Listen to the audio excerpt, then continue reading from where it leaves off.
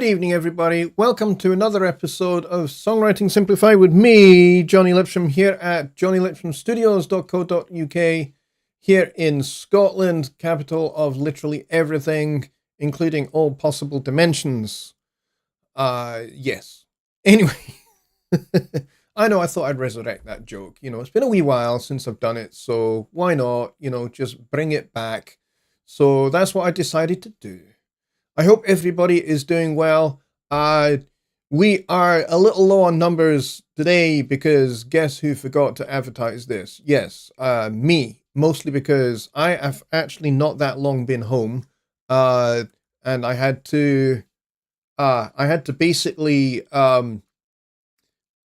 throw food down my gullet and then get in here to set up the show. So and then I was having a long, important conversation with my daughter. And so, yes, so actually advertising the show basically just escaped my mind. And I was just like, oh, I haven't done it. Oh, whoops. So, yeah, sorry about that, folks. Hopefully we'll get a few more people in here. So if you have your questions regarding songwriting, composing, arranging, music theory, and all of that fun stuff using Studio One, then bring it on, is what I say. I would be very glad to answer any questions that you've got, really. That's what this show is all about. It's all about you. It's all about your questions. It's all about knowledge you may want to acquire or things you want to see demonstrated. So yeah, we will do Studio One. We may even dabble in a little bit of Notion magic, if required. But most things, notation-wise, that you might need, you can do in the score editor in Studio One, especially if you are using the latest build of Studio One Pro 7, because that has an awful lot of the features that you might find in Notion that are built into Studio One in the score editor now. So much better than version 5 of Studio One, which is basically the very first iteration of this score editor, where it was a bit bare bones basic, didn't have a lot to it really, but now it has a heck of a lot more. And going forward into the future, we'll have even more. That much is definitely true. Right, so let's see, Billy was the first in the door, no surprises there. Tony Stringer was about an hour behind him. And then we've got Carl Trajusiak, we've got Dwayne here, we've got Steve Wilson, we got Daryl Harrison, we got Don Oliver, and so far that is everybody. So, if you may have noticed, and if you've been around, you just maybe the last couple of weeks, maybe you have noticed that there are a few new things that are available with Studio One 7 currently. And they are third-party things, and we all like a good third-party thing, don't we? So the new third-party things are, well, there's two that are kind of composing. Peter Bricks is here as well, which is awesome. So we've got two new instruments from UJam, which is great. We've got a bass instrument, and we've got another drum instrument. I really like both of these, by the way. They sound fantastic, and they are incredibly powerful. And so if you have not got your hands on those yet, I highly recommend you do so. Now, the way you get them is pretty much the same way you have had to get other instruments in the past that we've made available. You basically go into your account. And this is only for Studio One 7, folks, unfortunately. So if you're using version 6 or older, you're not going to be able to get these, unfortunately. You'll need to upgrade to get them. But if you're on version 7, then you have access to these instruments. So the way you get them, or at least you have access to these instruments for free, you can buy them from UJam if you don't have version 7. But, if you don't have version 7, I highly recommend you buy them anyway. But if you are on version 7, Peter, I'm glad you're here. Even if you are still in the hospital, I hope you are beginning to feel better and you are beginning to be on the mend. But I'm very glad that you are here joining us from the hospital. That is awesome. Please do say a big hello to everybody who is in your ward and to all the nursing staff that are looking after you. Send them my warmest greetings from I was going to say sunny Scotland, but it's not. It's midnight now, so it won't be sunny at all, and it's fecking freezing. So yeah, tell them a big hello from fecking freezing Scotland.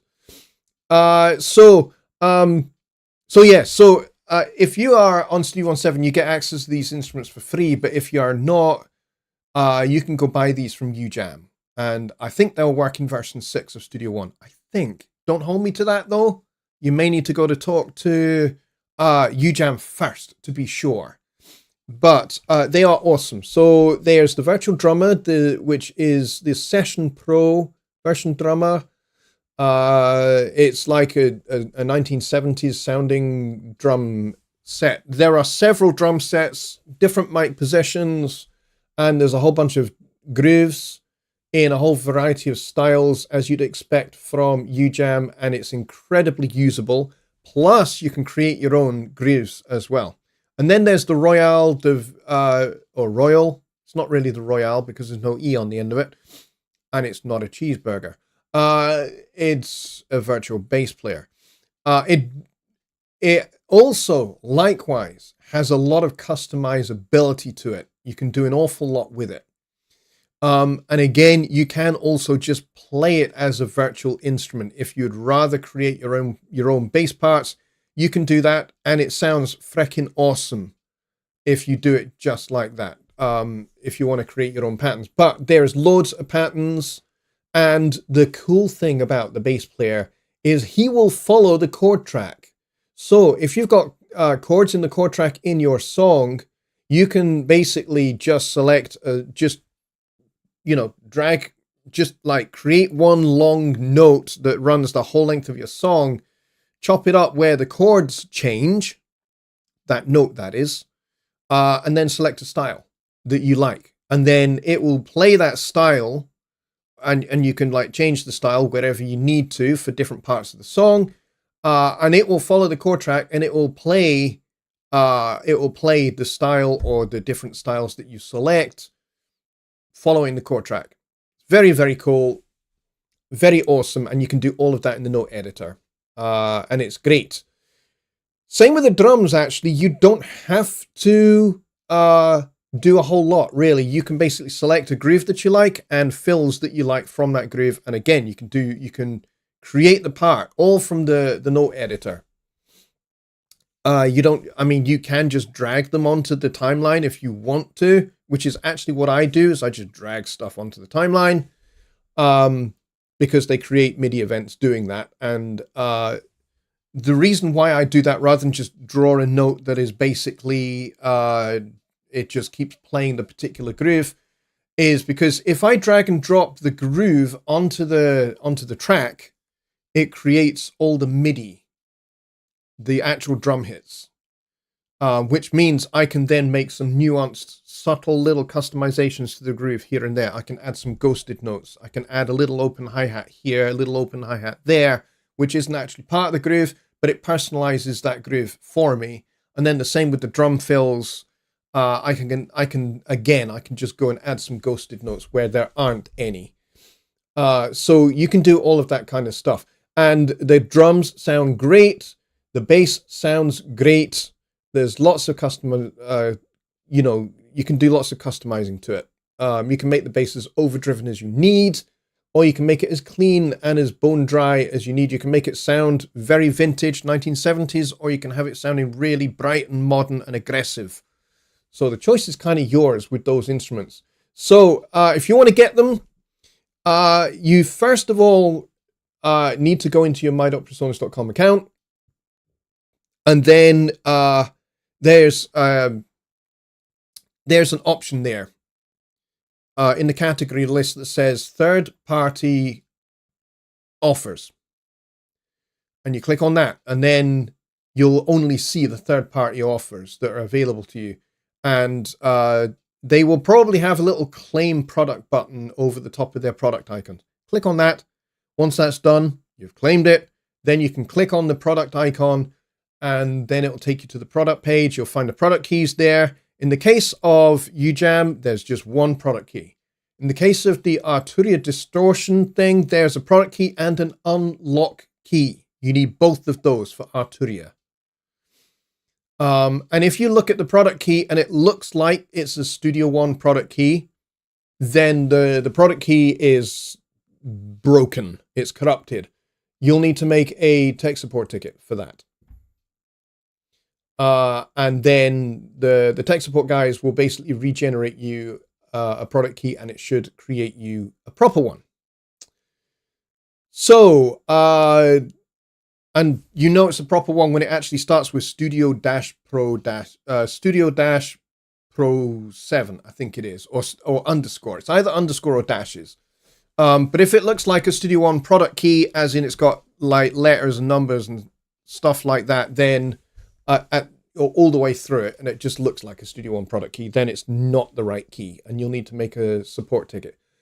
The same goes for the Arturia distortion. Again, if the product key and the unlock key are wrong, then make a support ticket, and the support guys will regenerate the key, and they'll tell you what it is, and then you can just go and register it. And you'll need to, so in the case of UJAM, you'll need to create a UJAM account. And once you've done that, you'll need to download the app. Once you've done both of those, then you can install the instruments, having claimed them and registered the product keys. They will appear automatically in the app, and they will start downloading themselves. If they haven't started downloading themselves, you just click on them in the app and they install. And then in Studio One, all you need to do is just open up a song and then just refresh the plugin list. Yeah, Metatron, you're gonna have to make a support ticket for that. If you got like Studio One, like they look like Studio One product keys. If you got that for the bass and drums for UJAM, just make a support ticket, and they will get that sorted for you. It will be very, very straightforward. They'll get that sorted. And then you'll find that you'll then have the correct product key, and you'll be able to plop that into the product key box in your UJAM account. Now, when you get to UJAM, you'll need to click on your little avatar in UJAM. And it's got Studio One at the start of the product key. In that case, that is the correct key. If it actually says Studio One Pro 7 at the start of the product key, that is correct. If it has numbers that look like a Studio One product key, as in a product key for Studio One, then it's not the right key. So in UJAM, you click on the little avatar icon, and then you click on Backstage, and then you'll see 4 panels. And the one at the far right is called Partner Checkout. You click on that, and then that'll take you to the place where you put in that product key. And then that will register the product into your UJAM account. And you'll need to make sure, like I said, you have the UJAM UJAM app. I would show you, but then you'd see my product keys, and then people can steal my product keys, and I'm not having people do that. So or they will try to. Not going to do that.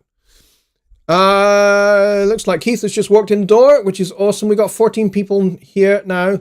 I did kind of, when we released, or when UJAM made these available, I should say, and we released these to your my.personas.com accounts, I did actually demonstrate these for you. I think on Sunday I did it. So if you want to see how to get them again, then Sunday's show is the place to go. Go take a look at last Sunday's show, and we covered that there. They are freaking awesome. I love how they sound. But like I say, the bass player will follow the chord track. In fact, pretty much all the UJAM products now, if they are the newer versions of the products like 2.0 and higher, all of those will follow the chord track. they basically have that built in to the plugin. Some of the older ones, like if it's like the version 1.6 or older, those ones they don't have the little follow chord track button built into it, but you can still make them follow the chord track in the track inspector, and it will still do that. It just doesn't do it in the integrated way directly with inside the plugin. So that's the difference there.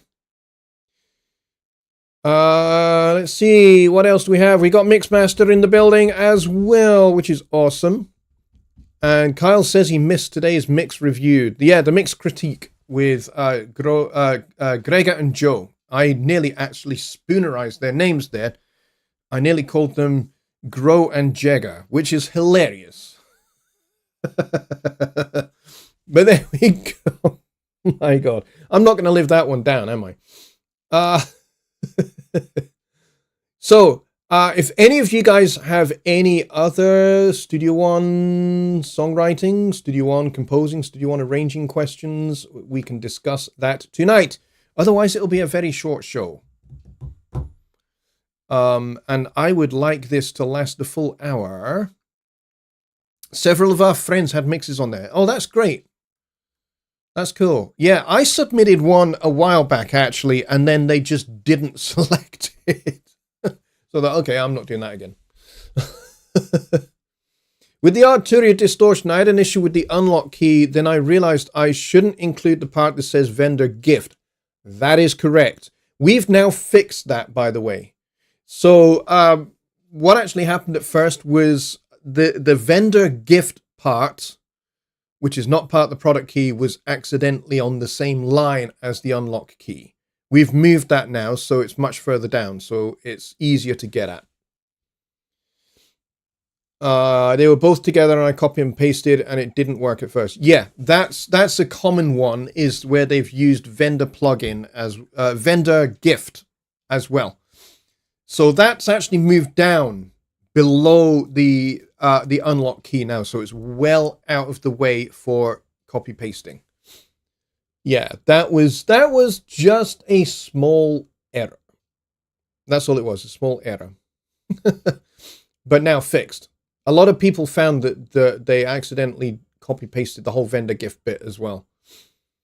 Yeah, the whole vendor gift thing is not part of the product key. That's just an identifier so that we know what it is for registration purposes. That's it.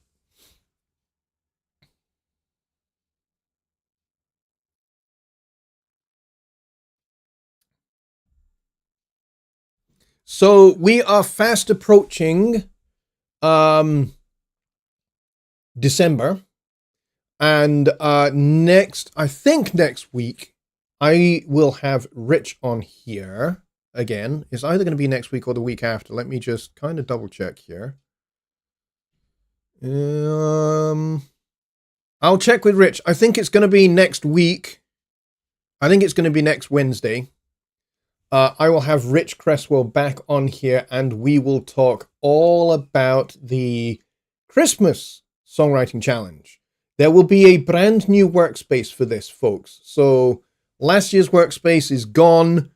The Halloween one is also now gone. Both of those workspaces have been deleted. So there will be a brand new one for 2025. And that'll have the new challenge in it. It'll be completely fresh and clean. So if you were in the old one from last year and you're still in it, that's gone now. So you will need to join the new workspace afresh. And it's going to be awesome this year. It's going to be the biggest and the best Christmas Songwriting Challenge we've ever done. And I think this will be the third one that we've done. So this one is going to be the biggest and the best. I am hoping that we will have Lucas Rosicka join us as a member of our judging panel. And I'm also hoping that maybe he might also contribute another product key for his awesome products. But I will have to ask him about that. So that is not confirmed. So don't take my word for that actually being a part of it, but it may happen. It may not. Rich Cresswell, the man I was just talking about, is here. So that's awesome. Welcome, Rich. I'm glad you're here, bud. Because we're getting awfully close to Christmas. It's beginning to feel quite a bit like Christmas. Kyle says, we actually got a notification the workspace was removed. Yes. Yes, it was. It was deleted. Mixmaster says, how? Never got access to the others. Yeah, so when Rich and I launch the Christmas challenge, make sure you're here for the show and you will get all the details, including how you join the workspace. So we will have all of that information very, very soon. I want to make sure that we've got all the details hammered out. So I'm going to have a bit of a chat with Rich as to what we're going to do, what the parameters of the challenge are going to be, and all of that stuff. And then I will have Rich on the show and we will tell all. We'll tell you all about it and what you got to do to get involved. It's going to be very, very cool. It's going to be the biggest. It's going to be the best. It's going to be the most amazing Christmas songwriting challenge on the internet. No question. No question about that at all. I'm really, really looking forward to this one. I thought the Halloween songwriting challenge was absolutely freaking awesome. I listened to everybody's entries. You guys really pulled out the stops, and some of you pulled out the stops much more than others, which is amazing. And some of you that have never entered before entered for the first time, which is great. We got some first-time entries, which was fabulous, rather than it just being, the usual suspects that are entering. So that made me happy too, that we've got people that had not entered before entering. So I want more. So if you know folks that are songwriters, that are composers, that are arrangers, then this contest is for you. It is for them as well. So if you know people, now it is definitely a preference that they use Studio One. It'll make things a lot easier for everybody, but you don't have to. You don't have to. It's not a prerequisite. It is one of those things where, if you ever go for a job interview and you look at the job description and it's like, these are requirements. So those are like the must-haves. You must have these things. And then there's other things which are kind of more, they're kind of optional. These would be great if you have these too. So that's what it will be with this contest as well. It would be ideal if you are using Studio One because you will find it easier to participate than if you didn't. So that's going to be the best way for you to get involved is if you are a Studio One user or the people that you know are Studio One users. But like I said, they don't have to be. They can use another DAW if that's what they do. That's right. Yeah. Billy was in for his oil change and his MOT, and so didn't enter the Halloween 25. But there is the Christmas one coming up for you, Billy, and then of course there's always next year. Assuming that we're going to run it again next year. Hopefully, we will run it again next year because it's been fabulously successful. So, has there been any updates in what, Peter? I think you may be having some problems trying to type in the chat here. Yeah, I'm not sure what. I'll come back to you. I'll let you type what you need to type there, Peter, and I'll come back to you. So Ron is here as well, I believe.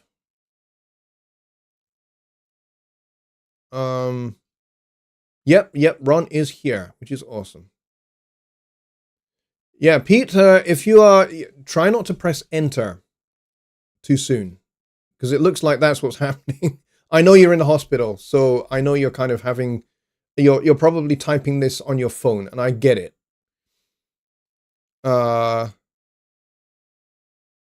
So yeah, I'll try and put together what you're saying once you've got it all in.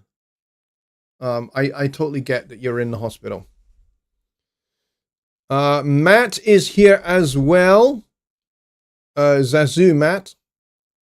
I'm glad you're here. If you guys, in the meantime, whilst we're waiting on Peter getting what he wants to ask into the chat here, and if somebody can, once he's like typed it in, if somebody could actually maybe organize it into a sentence, that would help me a wee bit.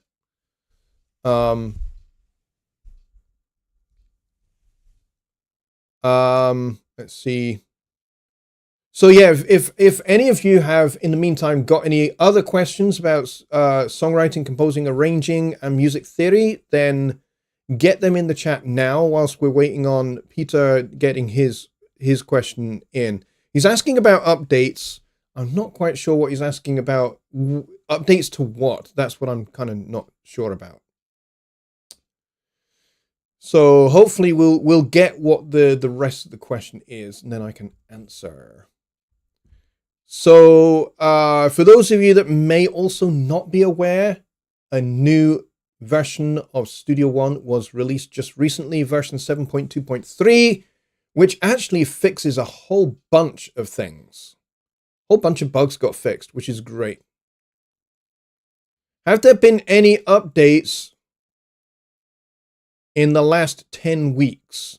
Yes, there has been an update to Studio One in the last 10 weeks.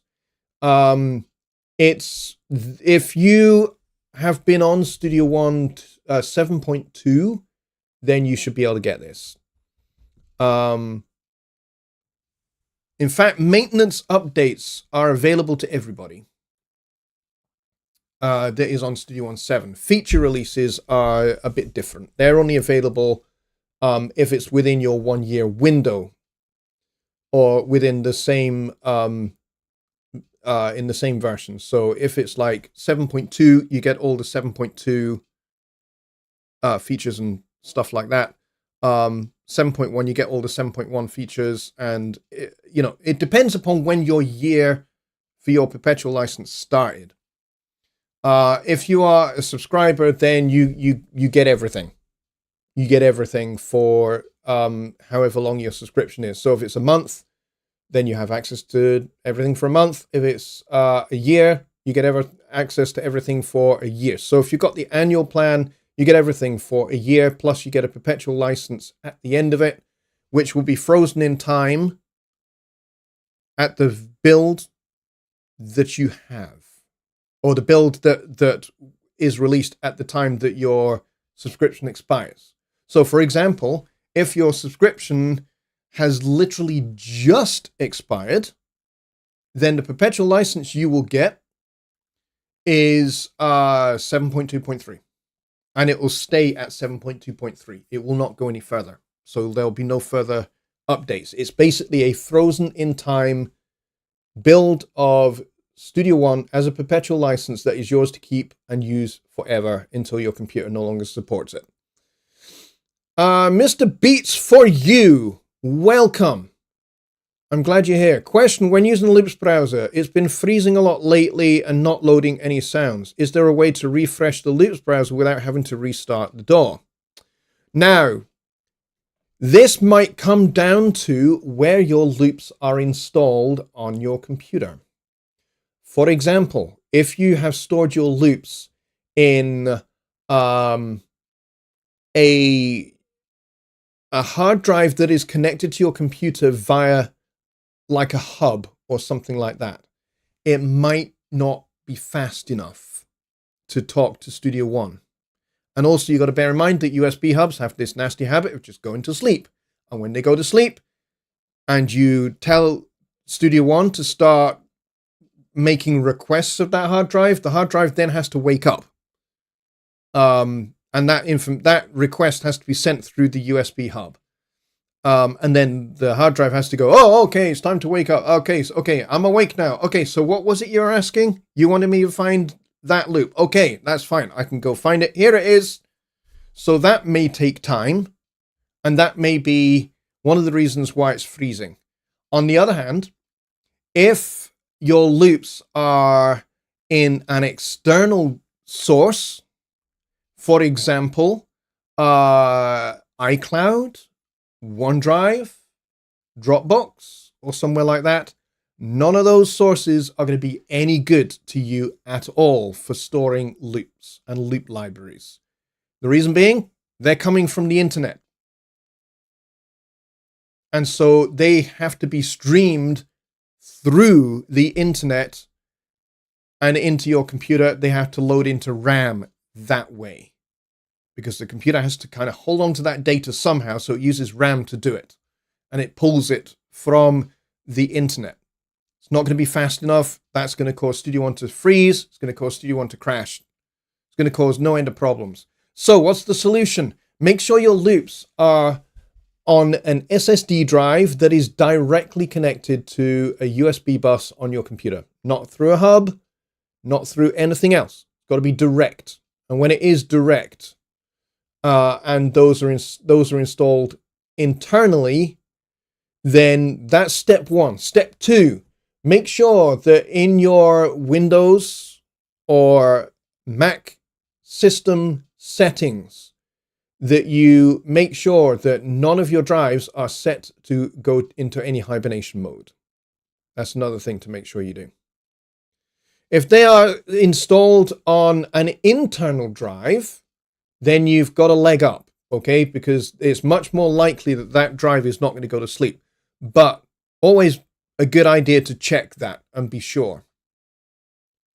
Because freezing is indicative of the program, Studio One, has made a request, right? And that request has been sent out. And it could be that that drive is just not responding. It's either gone to sleep, or it's just stopped listening, or it's watching the TV or something. And when that happens, it can take a while for, it may just become unresponsive. And so Studio One just stops because it's waiting for that thing to happen. And so, that's what we call freezing. And so most freezing issues are caused by Studio One making a request to your computer in some way, shape, or form, and it doesn't get an answer from wherever it's requesting the data from. So if it's reading from a drive, it may well be that the drive is on your computer, but the drive could also be very, very full. And if it is full, then your computer has to work a little bit harder to find the data. It's like if you've got a very, very full filing cabinet and, somebody says, hey, can you go and get X file? You've now got to open every drawer and you've got to search through until you find that particular file. Whereas a drive that doesn't have too much data on it, it can be an issue. If there's not a lot of data on it, there's the file. There, done. Mr. Beats says, been trying to live stream making beats lately and it's been embarrassing. That's an extra piece of information. If you're live streaming can tax your computer, all right? Because live streaming, like I'm doing right now, can draw a lot more from your CPU and a lot more from your RAM. And so if your computer is not robust enough, then it can make getting Studio One to find files a little bit of an issue, because now the streaming is taking a priority. And Studio One is basically trying to fight your computer for priority from whatever your streaming software is. So, you've got to have a pretty heavyweight computer if you're going to do live streaming. I learned this the hard way. You don't have to search too terribly far through my Sunday Night Live, in particular, Sunday Night Live playlist, of which there are now 403 videos, minus the little advert videos, so 402 videos in that playlist. you know, go back to some of the earlier shows and you will see that I did not have two things needed for live streaming. One, a robust and powerful computer with plenty of CPU power and plenty of RAM. That's number one. Number two, I didn't have fast enough internet. And so that meant I had to do a workaround using a feature in Google that doesn't exist anymore. It's a feature called Hangouts on Air. And I used that for maybe about a year before we moved house into another house that had way better internet. Way better internet. And streaming has been absolute bliss since we made that move. But that first house that we were in, internet sucked, the computer sucked. We moved to our first new house in 2018, and with that, I bought a new computer.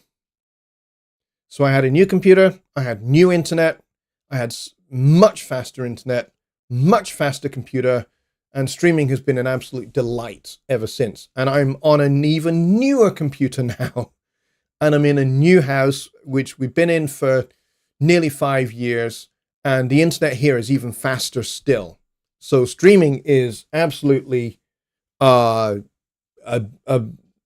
there is just like I'm looking at OBS right now, and I have green light, and we are uploading to YouTube to you guys about 3,000 kilobits per second. So that's 3 megs per second.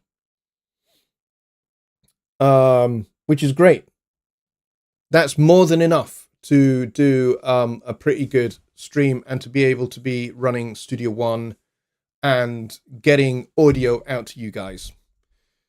Okay, so Mr. Beat says, I didn't even think of that. That's my problem. I appreciate your knowledge.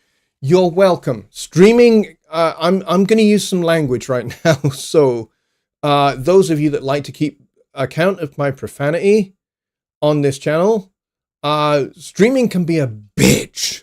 It really can. It really can be.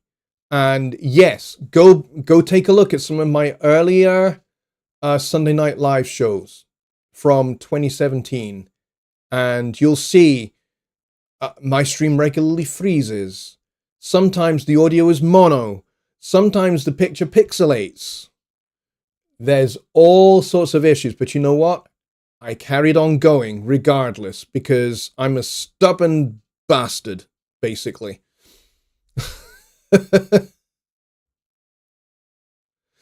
Yeah, Just Bob sums this up perfectly. He says you started with Amish internet, moved to AOL dial-up internet, and now have USS Enterprise warp speed internet. That is correct. Yeah, and Keith does some streaming as well. He has a radio station called Radio Tuck Frumpet, and when he's running that, he knows what I'm talking about. You've got to have a super duper powerful computer, and you've got to have super duper fast internet. Otherwise, if you've got a slower computer, you're just going to run that computer into the ground eventually, quicker and quicker. And then again, your internet needs to be, I would say for internet speed, you need, I would say a minimum of, I would say 20 megs per second up. And you probably need a download speed of 1 to 2, maybe 3 megs. Okay, now, for most people in most parts of the United States, particularly built up areas like towns and cities and things like that, that's going to be a breeze. Here in the UK, most of our major cities have fiber optic broadband, and most places can go, up to 1,000 megs per second. Where I am at the moment, I am just about 35 minutes outside of the city of Edinburgh in Scotland. So we are a little bit in the sticks. It's a little bit rural. We are in a smallish village. It only recently has started getting fiber optic broadband. We are on a new build development, so these are all new houses, so they all got internet that were basically, they got fiber optic cables direct to the property, and they are gigabit lines. They will do at least 1,000 megs a second. The only issue I have is downstairs. If I plug directly into the modem downstairs, I will get 1,000 megs per second. No problem. I am not downstairs. I am upstairs. So there is a cable that runs through the walls of the house and up into my studio up here. Unfortunately, that line, that cable, is speed limited. It will not go faster than 100 megs per second. So, but 100 megs per second is fine for what I'm doing. I'm not streaming in 4K, so I don't need 1,000. I don't need a gigabit download speed. I really don't. Dave over in New York has 300 GBs, 300 gigabits. Yeah, I find that you have 300 gigabits of download speed. Are you sure about that? Are you sure it's not 300 megs? Because, you know, 1 gigabit for internet speed is incredibly fast, and not everywhere has 1 gigabit, let alone 2. So, I'm pretty sure that you mean 300 megs down and 100 up. That's what I kind of think you mean, or the other way around. Maybe 300 up and 100 down, maybe. So yes, if you are streaming, you are going to need decent internet speed. Minimum, like I said, round about 10-ish. 10-ish uploads, 10-ish megs per second upload, and, you know, 3 or 4 down would be fine. Yeah, Rich says 2.5 gigabits here. I would expect that the above would be 300 megs. Yeah, that's what I'm thinking too. I don't think it's 300 gigabits. All right, let's get back to some music questions. And on that point, Just Bob says, why is it easier to write descending notes for runs on guitar and piano versus ascending? Or is that just me? That might just be you. I do runs both ways, up and down, and sometimes I do runs to the toilet and I get runs down. That's a whole nother subject. You know, depends on what I'm doing.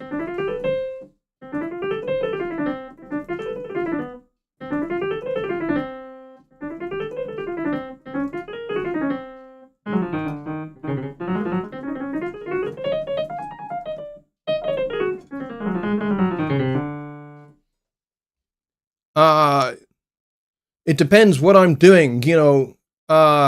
If I'm doing something that's a little more classical orientated, I find playing runs in classical music very difficult. I'm not a classically trained piano player. I'm an entirely self-taught jazz piano player. And the thing with classical piano, you have to be incredibly precise with your rhythm. Incredibly precise. Your 16th notes need to be right on. Mine aren't. Mine are, you know, they're you know, because I learned bebop intonation, so and bebop articulation, so that's the language that I speak on the piano, not which is what you're supposed to do if you're playing classical music.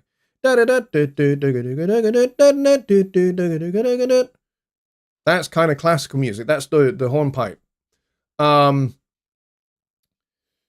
So, you know, very precise rhythms. I don't really do precise rhythms like that. You know, if I'm doing something that's more funk orientated, then yeah, my 16th notes can become a little bit straighter. But for the most part, I learned bebop language on the piano. So, you know, my 16th notes and my 8th notes, they have a bit of a swing to them. So yeah, it may just be you, Bob, my good friend. And you guys are comparing internet speeds, which is good. Kyle has 500 down and 30 up. That's pretty good. Keith has got 900 up and down. And you got fiber. Yes, I have fiber as well. Fiber to the property. And like I said, I've probably got 1 gig up, 1 gig down. But the cable that runs from the modem to the socket through the wall turns out was speed limited. It's probably a Cat 5 cable or something like that. And those babies are speed limited to 100.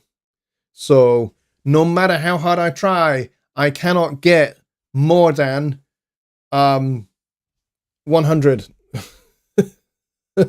in here. It's a pain in the arse. It took me ages to figure it out as well, because I was just like, I'm paying for 1,000 up and 1,000 down here. Why am I only getting 100? What's going on here? So I had like engineers look at it, and I had people. I had my broadband provider doing line tests. They're like, well, we're seeing 1,000 up, 1,000 down on your line. Your line is fine. But the cable, it's not a copper cable in the wall. It is a fiber cable in the wall. It's just speed limited. So pain in the butt. But that's what I figured out what the issue was. I was just like, okay, well, it's exactly 100 up, 100 down. So it must be the cable in the wall. But you know what? It doesn't bother me too terribly much, to be honest. Matatron Ascension says, oh, I was debating on what type of synthesizer to get. What are your thoughts on the Roland Juno D8 or the Akai MPC 61? They are both very different beasts. Very different beasts. Well, my opinion may be a little biased here. It's a little off topic from songwriting, but, you know, it's okay. My opinion here may be a little biased, because back in the day, maybe like 25 or so, maybe a little bit more than that, maybe 27, 28 years ago, I was a Roland guy. I had a Roland D7, I had a D20, I had a D50. I had Roland gear. That was my thing. I was a Roland person. And I got gear from Roland. And then that didn't really last very long. That lasted maybe 2 or 3 years. And then I bought my own gear. And then, like, in the early 90s, I was with Yamaha. And so that's how I got this guy. The Yamaha QS300. I got this straight as soon as the first batch of these keyboards came into the UK. I got number 1. And it was like 1993, and I've had it ever since. But it's great. I love it. It doesn't do a lot these days other than work as a MIDI controller. It does have a little floppy disk drive on here, and it's got a built-in sequencer built into it. The sequencer still works. The disk drive doesn't. So, yeah, the sequencer side of things is not any use anymore. So, going back to the whole Roland thing, I would. This is probably my biased opinion. I would go for the Juno. To be honest, I would go for the Juno, especially if you are a keyboard player. And you've got reasonable keyboard chops, plus you also like a little bit of synthesis, and you like modulating things and changing stuff, then yeah, the Juno D8 is going to be pretty good for you. That's not to knock Akai. Akai are pretty good too. I have an Iwi, which it doesn't work anymore, unfortunately, but I have it. It's not compatible with my new computer. That's the problem with it. It won't run on my new computer. So I say new computer. It's not that new. It's like nearly 6 years old. But yeah, it won't run on my computer anymore. So I can't use my Akai Iwi, which is a pain in the butt. I need to get a new one, but they are not cheap. They are freaking awesome, though. If you like wind synths, they are freaking awesome. There's some other great wind synths out there, like the Roland Aerophone is amazing as well. It has proper saxophone fingering, whereas with the Iwi is really versatile. You can set that up for different fingering types. So you can set it up for clarinet, you can set it up for saxophone, you can have it in concert pitch saxophone or in B-flat saxophone. You can set it up for a variety of different fingerings, like tin whistle, which is a different fingering again. There's also different woodwind instrument fingerings, like oboe and stuff like that. Most of them all have a similar kind of, they're all kind of based around flute fingering, but each of the instruments overblows at different intervals, so the upper register fingering is different.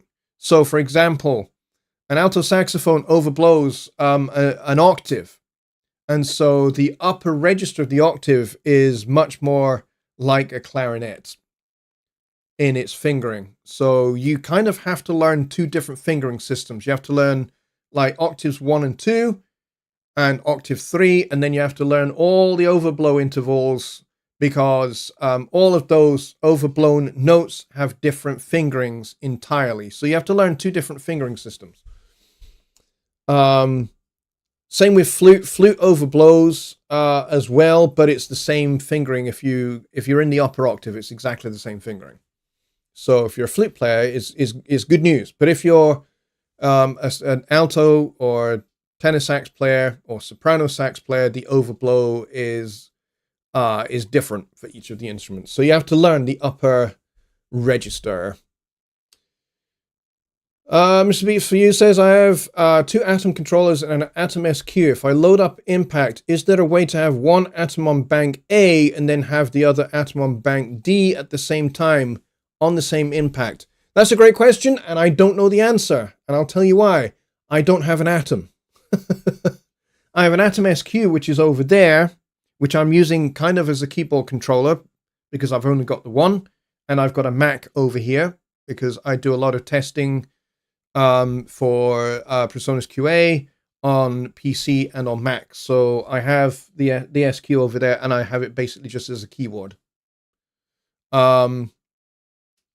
So don't know the answer to that.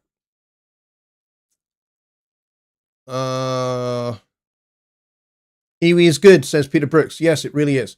Just Bob asks, what is diatonic harmony and how is it used in writing a musical composition? Diatonic harmony basically means anything that belongs to the scale of the key that you're in.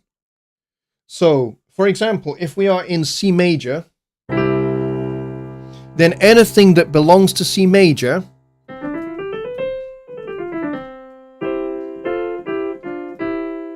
is going to be diatonic harmony. So if I was to do this little progression, which some of you may recognize, and if you do, don't say what it is.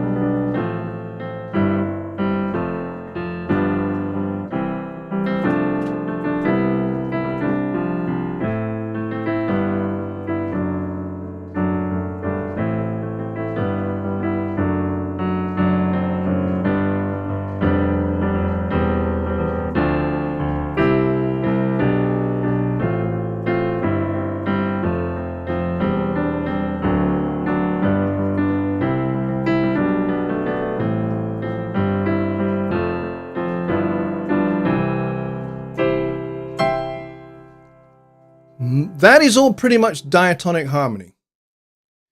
The only thing that's kind of slightly not diatonic, but it kind of is where we have the D7 here. Because the F sharp doesn't belong to the C major scale. It belongs to the D major scale or the G major scale. So that is basically a 5-1 in G. But it's temporary because it then takes you back to chord 2. So basically it's like a 2-5-1, except the 2 is dominant. So it'll be a secondary dominant.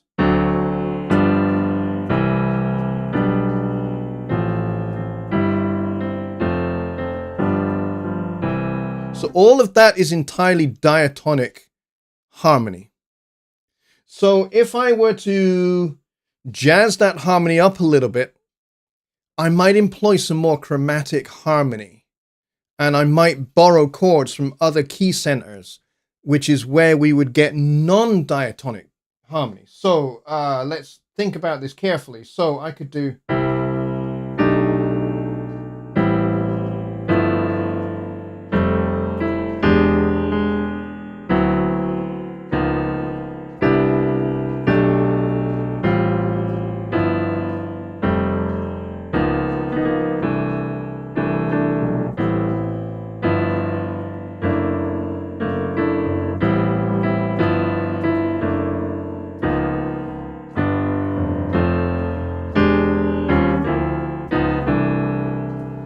So none of that is diatonic.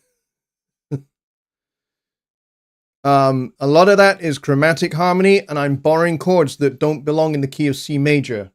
So one of my favorite ways of doing like a 2-5-1, particularly if I'm or like a what I would call a bebop turnaround, which is basically 1, 6, 2, 5, 1. So I would do this, you know, at the end of a 12-bar blues, like in C major, we'd go.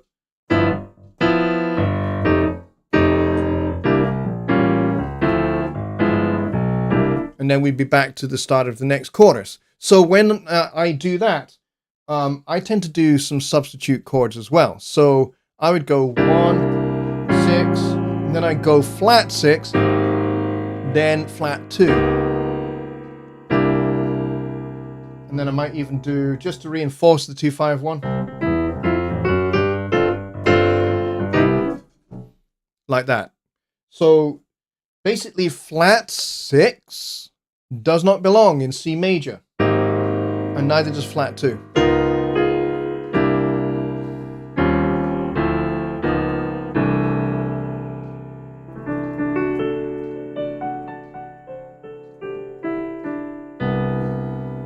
Okay, so that's kind of the difference there between diatonic and non-diatonic harmony. I'm not going to call it chromatic harmony, although technically it is chromatic harmony, but in this particular context, it would be non-diatonic because I'm using it in kind of a diatonic way, in as much as everything goes back to the key center, goes back to home base, which is C in this example. So everything is still within that major minor tonality. I'm just borrowing chords from other keys to spice up the harmony a bit and, you know, substitute one chord for another chord. Diatonic as opposed to chromatic, one is whole and half steps, the other one is all half steps. A guitar is a chromatic instrument. But can you play diatonic on guitar? Yes. If you can play chromatic on a guitar, you can play diatonic on a guitar. If you can play G, C, and D, you can play diatonic harmony on a guitar. If you can play E, A, and B, again, you can play diatonic harmony on a guitar.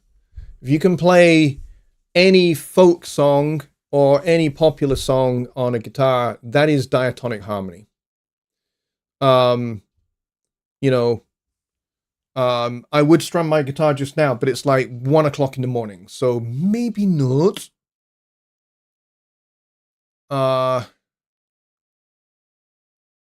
So yeah, so there you go. You can play diatonic harmony on a guitar. Because for as much as everything is kind of, like you say, chromatic harmony is every single half step, and scales, major scales. You can still play major scale on a guitar. You can play a minor scale on a guitar.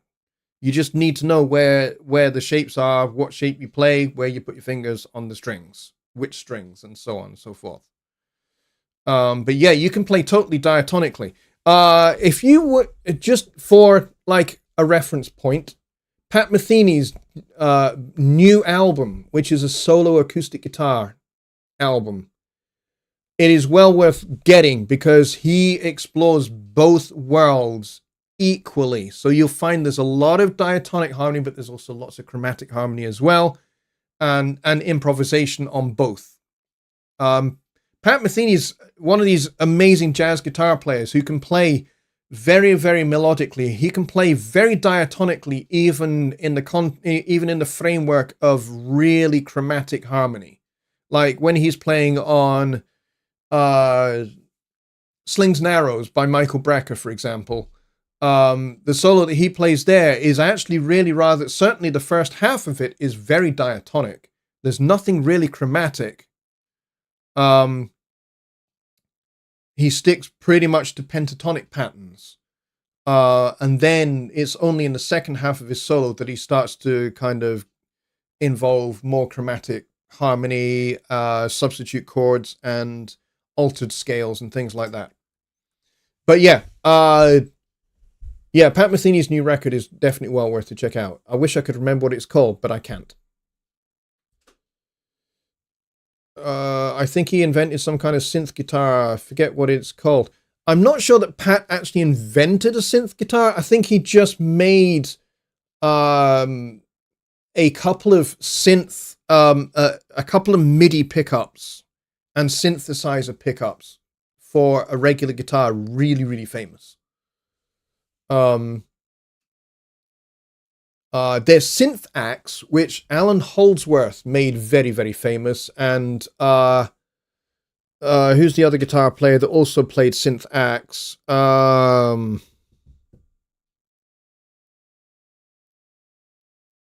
to think of his name. Plays a lot with Dave Grusin. I've forgotten his name. Really, really great guitar player. I've forgotten his name. His name has escaped my memory for some strange reason because I was only listening to Dave Grusin just the other day.